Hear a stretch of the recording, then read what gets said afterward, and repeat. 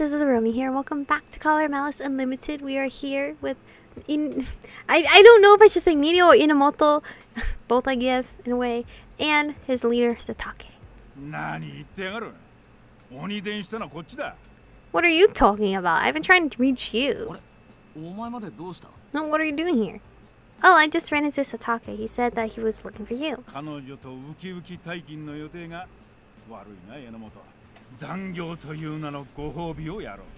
Sorry to get in the way you lovebirds going home, Enomoto. I'll make it up to you with a bit of overtime.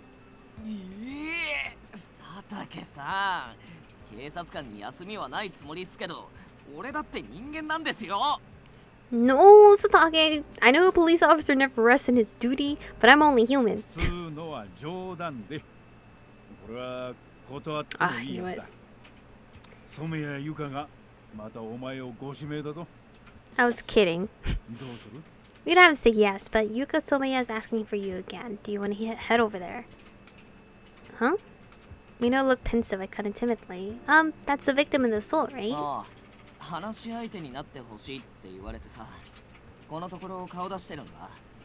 Yeah, she said that she wanted someone to talk to, so I went to visit her. She must have been through a lot of psychological trauma and probably sees you as a protector since you saved her. You should go talk to her, Minio. She's waiting for you. Okay, sorry. Please don't apologize. It's your duty to protect Somaya.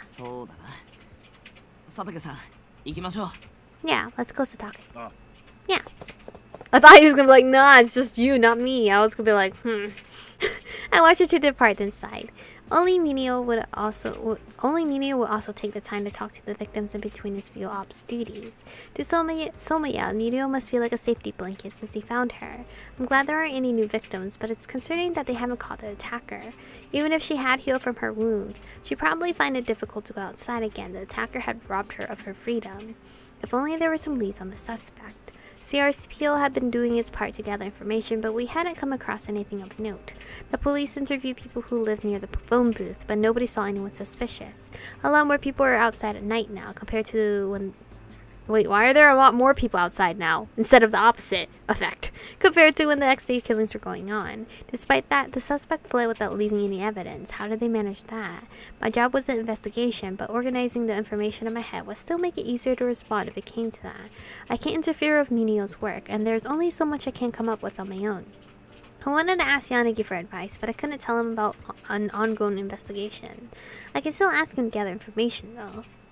Oh, so I'm going to see Yanagi. Hey man, it's been a while.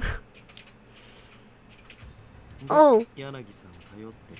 Hi Takaru. I haven't seen you in a hot minute either. So that's why you're here, to ask for Yanagi's help. Any idiot would know that. It's good to see you too, Sasazuka. While we have been pursuing the X-Day cases, this had been a front for a private investigator's office. But now Yanagi was practicing as a real private detective, working out of his office. Still, I didn't expect Sasazuka to be here too.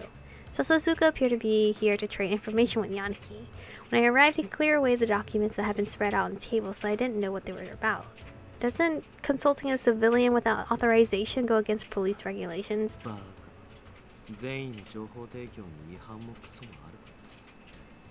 What are you, stupid? If he gives me information, that isn't illegal. I thought I'd get him back for calling me stupid as soon as we met, but he'd easily turn that back on me too.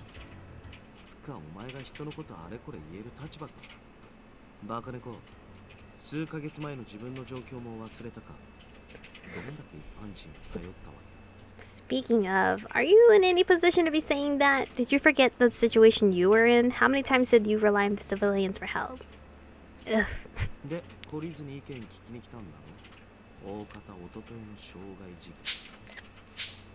And you didn't learn a thing, so you're back for more help about the day before yesterday, I figure. Sasazuka's a creative wit definitely seems to have survived his work at police headquarters. I slowly backed away from him when I heard a chuckle from behind. Sasazuka, so Hoshinoを萎縮させるな。安易に頼ろうとするタイプじゃないし、Hoshinoなりに考えてここに来たんだろう。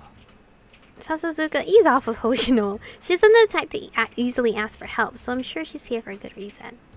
Yanagi hasn't changed either. That was a relief. I decided to get down to business. Of course, I'm not here to ask you for help with my work. I just wanted a little help organizing my thoughts. Would you mind giving me your opinion on something, Yanagi?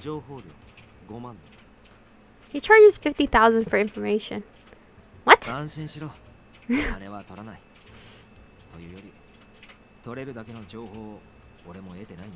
Relax, I won't charge you. Besides, I don't have any information that you could pay for. I'm broke, you know. You're being too modest, Yanagi. I'm sure you know more than this wallflower. Ugh. At least this is better than, like, dumb cat. Unfortunately, Sasuzuka was probably right. It frustrated me that I couldn't deny it.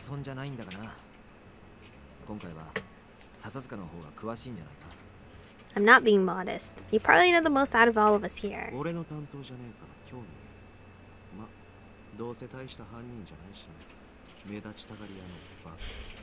Don't care, not in my department. I'm sure the perp ain't shit anyway. Just some attention seeker. And then that's based on...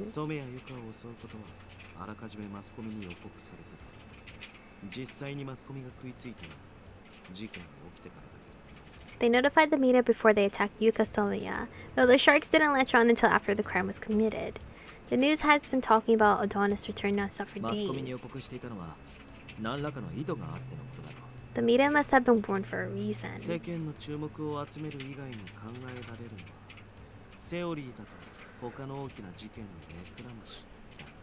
If we're thinking of reasons other than to capture the public eye, one reason could be to distract from a different crime.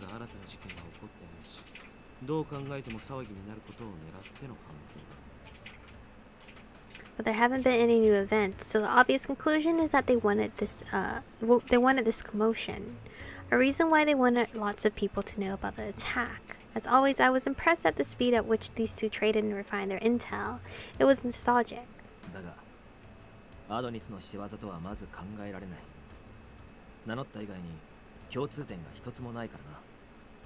Still, this definitely isn't the work of Adonis. There isn't a single point in common aside from someone tossing out their name.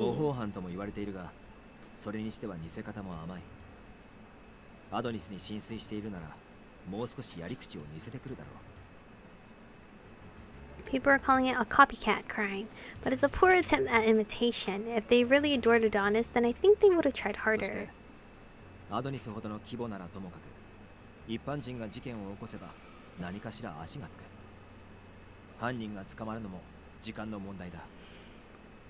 Plus, these civilians, or sorry, not civilians, these aren't Adonis's skilled operators. A civilian is likely to leave a trail, and it's only a matter of time before the perp is caught.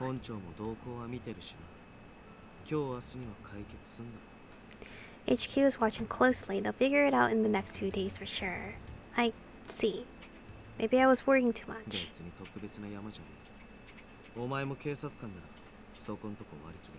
Like I said, it's nothing special. You're a cop, so you should know how it goes. Yeah, I have a different job.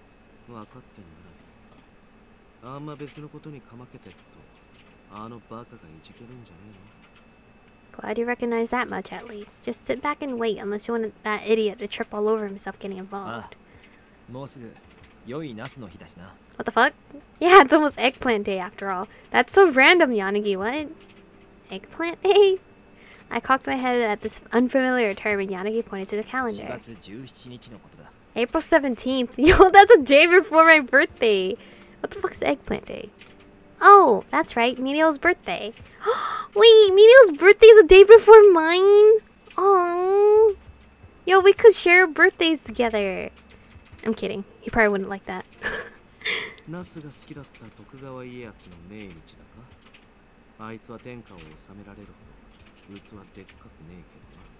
It's also the death anniversary of Tokugawa Ieyasu?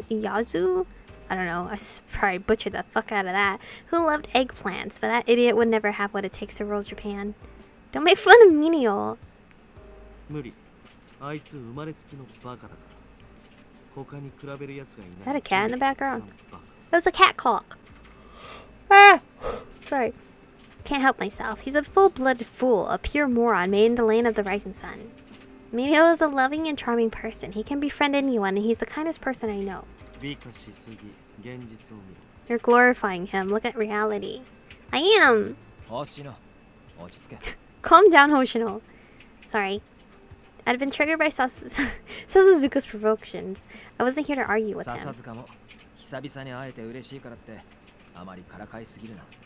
Sasazuka, I know you're happy to see Hoshino again, but you're teasing her too much. Say what? Sasazuka looked genuinely irritated now as Yanagi chuckled and tried to calm him down. It was time to change the subject. Right, so it's almost Minio's birthday. I should get ready for that. What do you think a man would like for his birthday? I'm open to suggestions. No, don't say that! It's obvious it's obvious what that idiot wants you.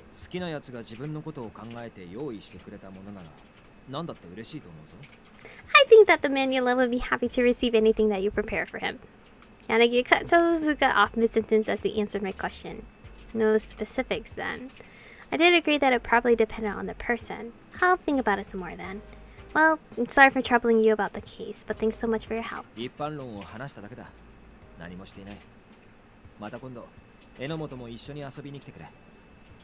All we did was talk about it. I didn't do a thing. Hopefully we can all go out with Enomoto next time. Yeah. About then left Yanagi's detective office. That helped a lot. I feel more clear-headed now. Now that Yanagi and Sasazuka were confident that the case would be solved soon, my feelings of anxiety disappeared. My heart felt a little lighter, but then shifted to worrying about something else. What would Minio want? I shuffled through my thoughts. There were hints everywhere. If I had to pick one... It was a book. Minio's favorite book was 100 Heart-Jerking Love Confessions. I'd since looked into it and discovered that there were a number of books in the Heart-Jerking series. Here you go, the newest Heart-Jerking book! Aww. The newest book, that would be Heart-Jerking Normie's win, right? Sorry, but I already have that. I bought it on release day.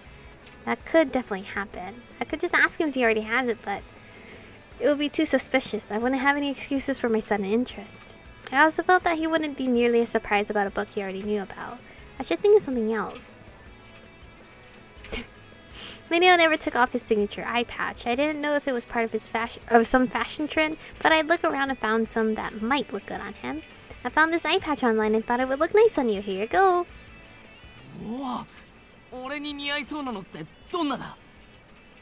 Oh, nice. Why'd you think it would look good on me? Oh, the... You picked it out for me, so I bet it's really amazing.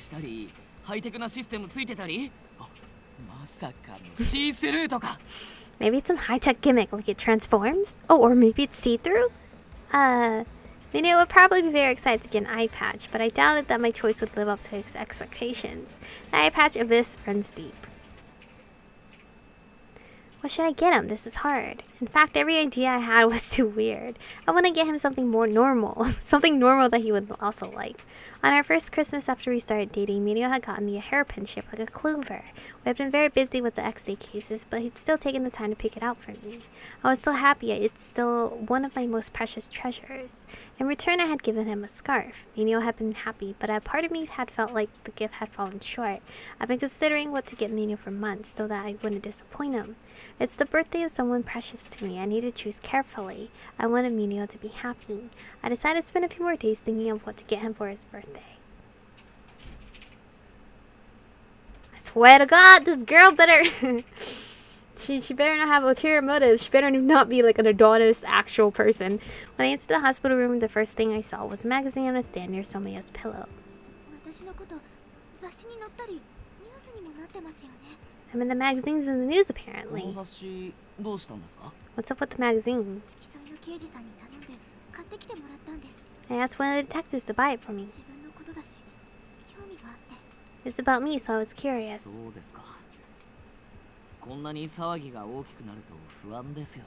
I see. It must be weird with all this public unrest. Yeah. Have you learned anything new about the man who attacked me?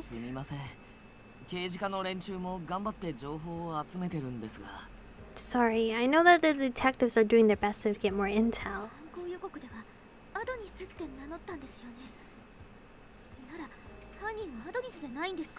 The warning said it was Adonis, right? So doesn't that mean Adonis did it? No?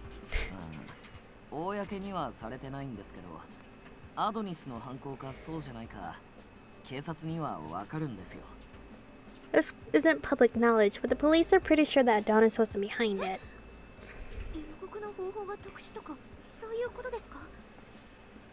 What? But it was such a unique warning. It used all their Adonis language and everything. I mean, that's a copycat for you. Doesn't mean it's Adonis, because there was no coin left behind. Which I don't think they would start leaving coins again. Because if the Adonis cult was taken over by a new leader, that new leader would probably like, okay, the police they know too many of our patterns. We're gonna switch things up a little bit. We're gonna change some things up a little bit. I don't think they'll use that coin again. And I don't think they will use the same calling thing again. If they do, then damn, they're stupid. But anyway, thank you guys for watching today's episode. Stay beautiful, and I'll see you guys in the next one.